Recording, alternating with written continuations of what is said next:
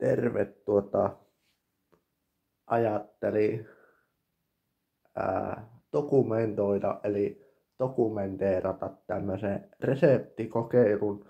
Eli veli kertoi semmoisen reseptin, millä saa vihannekset ja juurekset maistumaan karkilta. Eli mä oon nyt kuorinut ja pilkkonut porkkanat ja pessy ja leikannut parsakaalin tämmöisiksi suupaloiksi, tommosiksi nupuiksi tuohon ja nyt sitten tähän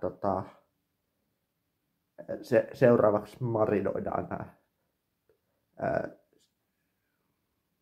Käytetään siihen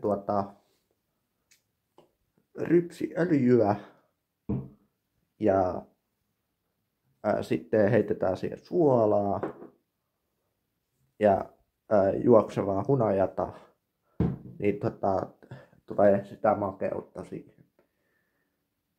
Joo.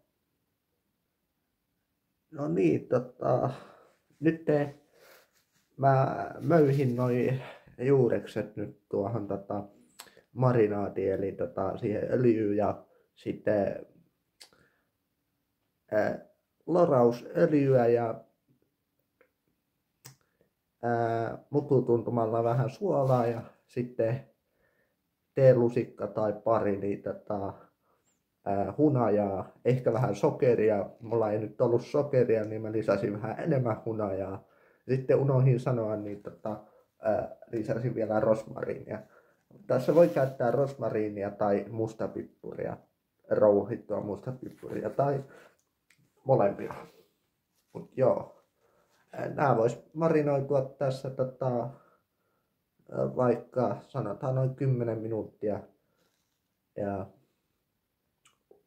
uuni on lämpiämässä. Uunin voi laittaa 200 tai 225 asteeseen ja ne voi olla siellä vaikka miltä nyt näyttää niin 8-10 minuuttia. No niin, nyt nämä on valmiita. Olisi voinut ottaa vielä pari minuuttia, mutta mulla on vähän nälkä, niin testataan mikälaisia näistä tuli.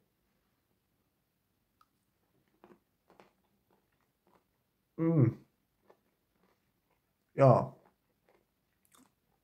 Maistuu hyvä.